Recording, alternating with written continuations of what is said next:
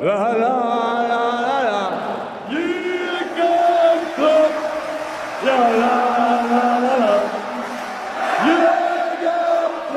본격적인 여름 이적 시장 접근. 리버풀은 레전드 반다이크와 살라와의 미래를 2년 연장하며 이 기간 동안 더 많은 트로피를 들어올리겠다는 의사를 분명히 했습니다. 단순히 레전드에 대한 대우가 아닌 리그 정상급 퍼포먼스를 보이는 선수에 대한 당연한 재계약 과정이었고, 구단은 두 선수가 함께하는 2년을 활용하여 반드시 더 큰 성과를 만들어내야만 합니다. 본래 리차드 휴즈가 목표로 했던 핵심 3인방 재계약을 성공해냈다면 최상의 결과였겠지만, 한 명이 스페인으로의 도전을 택하며 이에 대한 공백을 얼마나 잘 메울 수 있는지가 대단히 중요한 상황에서 제레미 프림퐁, 레버쿠젠의 무패 우승을 이끈 주역을 영입하는 데 성공했습니다. 공식적으로 발표는 나오지 않았으나 이미 메디컬 테스트를 통과했다는 얘기가 나오고 있고, 주력 기자로부터 구단, 선수 간의 계약이 모두 완료되었다는 소식이 전해지고 있기 때문에 공식적인 발표는 시간 문제로 보입니다. 그래서 오늘은 긴 말 필요 없이 제레미 프림퐁 영입 배경과 이 선수가 대체 어떤 유형으로 활용되는지 이에 대해 가볍게 얘기해보는 시간을 가져보도록 하겠습니다. 훨씬 더 디테일한 내용은 추후 오피셜이 발표되고 추가하도록 하겠습니다. 영입 배경. 리버풀이 제레미 프림퐁과의 계약을 빠르게 성사시킨 이유는 무엇일까? 첫 번째, 바이아웃 분할 구조. 본래 프림퐁은 2028년 여름까지 레버쿠젠과의 계약이 남아있었습니다. 리버풀의 경우 라이트백 주전 퀄리티가 빠진 것을 노출했기 때문에 만일 구단 간의 협상으로 이어질 경우 이적료 협상 과정에서 을에 위치할 수밖에 없었죠. 그런데 프림퐁의 경우 3천만 파운드 바이아웃 조항이 있었고 3천만 파운드 또한 4번에 걸쳐 지불할 수 있는 최적의 계약 구조까지도 가지고 있었습니다. 공격적인 이적 시장을 보내야 하는 리버풀 입장에서는 프림퐁과 같은 선수를 데려오며 잘게 쪼갤 수 있는 분할 구조는 더욱 선호될 수밖에 없었죠. 리차드 휴즈가 프림퐁 영입을 주저할 이유 자체가 없었던 것입니다. 두 번째, 홈그로운 자원. 다가올 여름, 잠재적인 이탈 자원들의 대부분이 홈그로운 자원이라는 점을 생각하고 있어야만 합니다. 아놀드, 켈러, 조고메즈, 타일러 모튼, 하비 엘리엇, 자렐 콴사 등등. 아놀드를 포함해 떠날 확률이 매우 높은 선수는 켈러와 모튼. 고메즈 또한 지난 여름에서부터 출전 시간을 이유로 이적할 팀을 모색 중입니다. 엘리엇, 콴사는 구단이 먼저 매각 대상으로 올린 것은 아니지만 많은 팀들의 관심을 받으며 시장 가치를 상회하는 높은 제안이 온다면 매각 가능성이 언제든 열려있는 상황이죠. 따라서 홈그로운 자원에 대한 대비는 무조건 해야만 했습니다. 그런데 웬걸, 제레미 프림퐁은 2010년에서 2019년까지 맨시티 유스로 성장하면서 네덜란드 국적임에도 잉글랜드 홈그로운 선수로 분류됩니다. 향후 프림퐁이 적응을 하지 못한다거나 슬롯의 게임 모델과 적합하지 않아 이적할 팀을 찾게 된다면 홈그로운 자원과 잉글랜드 적응 문제가 없는 선수로 프리미어리그 내 다른 구단에게 다시 재판매를 할 수 있는 것이죠. 리버풀의 중요한 영입 방침 중 하나, 재판매 가능성에서도 높은 점수를 받을 수 있는 이적에 해당됩니다. 세 번째, 영국 문화 적응. 길게 얘기할 필요도 없이 맨시티에서 유스 생활을 했기 때문에 영국 문화, 언어 문제가 전혀 없습니다. 게다가 네덜란드 대표팀에서 반다이크, 그라벤베르, 각포와도 친분을 쌓았으며 아르네 슬롯도 네덜란드 국적이다 보니 프림퐁의 리버풀 적응은 그렇게 큰 문제가 되지 않습니다. 언제나 그렇듯 조화로운 문화권 형성에 신경을 쓰는 리버풀답게 프림퐁의 적응 문제는 전혀 문제되지 않을 것으로 보입니다. 프림퐁 활용법. 보다 자세한 내용은 공식 발표가 된 이후 제작을 하겠지만 지금의 내용만 이해하셔도 충분히 도움이 되실 겁니다. 첫 번째, 3백의 윙백. 우선 사비 알론소의 레버쿠젠 아래에서는 윙백으로 분류하는 게 맞습니다. 3-4-2-1 구조에서 우측 윙백으로 분류되면서 볼을 소유하는 상황에서는 와이드 포워드 역할을 맡아 윙어의 역할과 동일하다 보시면 됩니다. 이해를 돕기 위해 경기 장면으로 보시죠. 지금과 같이 3백 구조에서는 터치라인에 윙백이 주로 위치하게 됩니다. 상대 풀백을 마크맨으로 가져가면서 하프 스페이스에서는 10번 미드필더가 활동할 수 있겠죠. 만약 슬롯이 와이드 포워드 자리에 프림퐁을 두게 된다면 자연스럽게 살라는 하프 스페이스로 좁히면서 볼을 받는 경우가 늘어날 것입니다. 혹은 하프 스페이스에서의 메이킹 퀄리티를 높이기 위해서 10번 미드필더를 추가 영입할 수도 있겠죠. 또 다른 예시로 아모림의 3-4-2-1 게임 모델을 보겠습니다. 맨유는 우측 윙백 자리에 아마드를 배치시키면서 앞서 프림퐁의 위치와 동일하게 와이드 포워드 역할을 맡게 됩니다. 역시나 하프 스페이스에는 10번 미드필더든 지금과 같이 인버티드 윙어로 활용되는 안토니를 넣을 수도 있겠죠. 만약 3-4-2-1 포메이션과 함께 살라를 활용하겠다 하면 지금의 안토니가 있는 위치에 살라가 들어갈 확률이 높습니다. 이처럼 아르네 슬롯의 구상의 센터백 3명을 고정적으로 활용하는 3백 시스템이 있다면 프림퐁을 윙백으로 넣고 10번 미드필더 활용, 볼을 소유하는 상황에서의 프림퐁은 그냥 윙어로 분류하시면 됩니다. 측면에서 공격을 주도하는 선수가 프림퐁이 된다는 것이죠. 하지만 슬롯이 플랜 A로 3백을 활용할 확률은 극히 낮습니다. 두 번째, 4백의 풀백. 셀틱과 레버쿠젠 초창기 시절의 프림퐁은 풀백으로 분류되었습니다. 슬롯도 변형 3백이 아닌 센터백 3명을 활용하는 3-4-2-1 구조를 택하지 않기 때문에 때문에 프림퐁은 높은 확률로 풀백 자리에서 출전하게 될 것입니다. 지금의 라인업과 같이 4-2-3-1, 4-3-3 기준으로 우측 풀백을 맡게 되며 현 리버풀 구조와 동일하게 미드필더 3명을 활용할 수 있습니다. 프림퐁을 일반적인 풀백 개념으로 해석한다면 주로 지금과 같이 포지션 특성상 윙어보다 아래에서 볼을 받는 상황이 많을 겁니다. 앞서 3-4-2-1 구조에서 윙백으로 활용되었을 경우 프림퐁이 와이드 포워드 역할을 맡아 측면에서 주된 공격 자원으로 분류되지만 4-2-3-1, 4-3-3과 같이 풀백 앞에 윙어를 두는 게임 모델에서는 풀백이 측면에서 와이드 포워드 역할로 공격을 주도하진 않죠. 하지만 꼭 이렇게 항상 윙어 뒤에 있다는 얘기는 아닙니다. 지금과 같이 윙어가 안으로 좁혀준다면 경기장을 넓히기 위해 측면으로 빠져서 또 다른 공격 옵션을 수행해줍니다. 이렇게 되면 하프 스페이스 라인에 윙어가 들어가 주면서 측면에서 2대1 구도를 쉽게 만들어낼 수 있겠죠. 이처럼 위에서 언급한 윙백, 풀백 프림퐁을 조금 더 구분해드리자면 3백에서의 프림퐁은 윙백, 주요 측면 공격 자원, 사실상 윙어로 불려도 되고 4백에서의 프림퐁은 풀백, 옵션적인 측면 공격 자원으로 분류하시면 됩니다. 어차피 볼을 높게 점유하는 강팀의 경우 프림퐁과 같은 풀백들은 윙어에 가깝게 활용되기도 하기 때문에 항상 어떤 위치에 고정적으로 서 있는다 라고 말할 수는 없습니다. 다만 지금의 역할 구분을 통해 미드필더 조합, 윙어 활용법이 달라질 뿐이죠. 전술적인 활용, 몇 가지 포인트는 짚고 넘어가는 게 좋을 것 같아서 오늘은 키워드 개념으로만 보시면 될 것 같습니다. 가장 큰 변화는 미드필더 역할 변화입니다. 정확하게 이 포지셔닝을 통해 아놀드와 프림퐁의 활용법, 포지셔닝 차이를 이해할 수 있습니다. 아놀드와 같이 모든 역할을 수행할 수 있는 현대적인 풀백의 경우 최후방 라인에서 볼을 투입하는 역할을 맡을 수 있습니다. 이처럼 빌드업에서의 활용폭이 넓다 보니 미드필더와 윙어는 우측면에서 스위칭을 하며 포지셔닝을 가져가고 풀백의 공격 가담에 따라 미드필더가 밸런스를 조정할 수 있게 됩니다. 즉 미드필더가 고정적으로 빌드업을 돕기 위해 최후방 라인에 내려올 이유가 없으면서 지금과 같이 메갈리스터, 소보슬라이 두 명을 공격 자원으로 배치시킬 수 있습니다. 하지만 프림퐁은 아놀드와 같이 빌드업에서의 장점이 있는 유형이 아니기 때문에 지금과 같은 구조는 그리 달가운 포지셔닝이 아닙니다. 현재의 포지셔닝은 3-4-2-1을 쓰면서 센터백 3명을 활용하는 방식, 그리고 프림퐁이 윙백으로 배치되어 측면으로 들어간 상황입니다. 포메이션이 다르지만 기본적으로 3-2-5 포메이션 개념은 거의 동일하기 때문에 리버풀 선수들을 하나하나 대입해보면 됩니다. 이처럼 프림퐁이 라이트백 포지션으로 나서면서 빌드업 가담을 줄이거나 극단적으로 윙어처럼 움직이게 된다면 결국 후방에서 볼을 컨트롤해야 하는 자원은 센터백 혹은 미드필더입니다. 살라가 6번 자리로 내려가진 않을 테니까요. 만약 레프트백의 빌드업 가담을 높인다면 레프트백, 반다이크, 코나테 이렇게 변형 백스리를 가져가면서 미드필더 2명이 중앙에 배치될 수 있습니다. 만약 레프트백도 측면으로 넓혀 활용하게 된다면 미드필더 3명 모두 빌드업에 가담해야만 합니다. 고정적으로는 2명, 1명은 유기적으로 움직이면서 수비 자원 5명이 최후방을 컨트롤하게 됩니다. 어떤 느낌인지 조금 오시나요? 프림퐁을 와이드 포워드로 분류하여 측면에 붙이는 순간부터 윙어가 하프 스페이스로 좁혀지기 때문에 오른쪽 미드필더의 경우 빌드업 가담 시간을 늘리면서 수비 밸런스 강화를 위한 움직임이 강조됩니다. 10번 미드필더를 활용하더라도 정말 많은 수비 가담을 요하며 보다 공격적인 10번 미드필더를 쓰고 싶다 하면 하프 스페이스 자리에 좁혀지는 살라를 활용하지 않으면 됩니다. 즉 프림퐁의 공격 역량을 살리는 동시에 살라와의 공존을 하겠다 하면 결국 우측 하프 스페이스 수비 강화를 위해서라도 고정 3백을 활용하여 지금과 같이 센터백 3명을 활용하든지 4백 안에서 우측 미드필더의 수비 가담을 늘려야만 합니다. 이러한 부분이 결국 그라벤베르, 소보슬라이에게도 영향을 주게 되겠죠. 두 번째, 살라의 포지셔닝. 슬롯이 다음 시즌 살라의 위치를 어떻게 고정적으로 가져가는지 알 수 없지만 이번 시즌 살라의 파괴력을 극대화시킨 위치가 측면이라는 것을 인지하고 있기 때문에 우리는 두 가지로 나눠서 생각해봐야 합니다. 첫 번째로는 측면에서의 살라. 슬롯은 이번 시즌 내내 윙어들을 좁히는 것보다는 측면에 붙이는 것을 선호했습니다. 하프 스페이스에서의 침투, 페널티 박스에서의 숫자를 높이는 행위는 미드필더와 반대편 윙어들이 해야 할 일이지 1차적으로 윙어들을 좁혀서 활용하진 않았습니다. 이 말은 풀백, 미드필더의 오버래핑보다는 언더래핑을 선호했다는 것을 의미하며 다음 시즌도 살라의 위치가 측면에 고정된다면 자연스럽게 프림퐁의 언더래핑을 바탕으로 하프 스페이스로 활용할 수 있게 됩니다. 이는 아놀드가 고정적으로 보여준 방식은 아니며 살라에게 의존되었던 측면 공격 패턴에서 훨씬 더 다양하고 공격적인 선택지를 가져다 줄 수 있는 것이죠. 두 번째로는 하프 스페이스에서의 살라. 만약 프림퐁을 측면에 고정적으로 배치시키게 된다면 당연히 윙어가 하프 스페이스로 좁혀서 활용되게 됩니다. 측면에서의 1대1 구도는 살라에서 프림퐁으로 바뀌게 되며 이제는 살라가 하프 스페이스에서 직접적인 영향력을 행사할 수 있게 됩니다. 이는 과거 아놀드, 살라를 활용했던 방식과 크게 다르지 않기 때문에 앞서 언급한 대로 우측 미드필더로 나오는 소보슬라이 혹은 중앙을 보호하는 그라벤베르의 우측 수비 가담이 훨씬 더 중요해질 전망입니다. 윙어를 좁혀 쓰는 포지셔닝은 추후 더 자세한 정보와 함께 얘기해 보도록 하겠습니다. 이 모든 것들을 간단히 요약해 본다면 첫 번째, 살라가 측면에 고정적으로 배치된다는 가정하에 프림퐁의 하프 스페이스 침투는 정말 위협적인 옵션이 될 것이다. 두 번째, 빌드업에서의 활용도가 낮기 때문에 소보슬라이와 그라벤베르의 빌드업 역량이 대단히 중요해질 것이다. 세 번째, 우측 하프스페이스 수비 가담을 위해 소보슬라이는 더욱 중요한 자원으로 분류될 확률이 높다. 아직 다른 포지션에서의 영입이 마무리된 것은 아니지만 추후 10번 미드필더가 보강되더라도 프림퐁을 활용하게 된다면 당연히 우측 미드필더의 수비 가담, 빌드업 역량은 더욱 중요해질 전망입니다. 더 자세한 내용들은 제가 추가적으로 데이터를 습득하며 다른 영상에서 보강해 보도록 하겠습니다. 오늘은 여기까지. 그럼 안녕.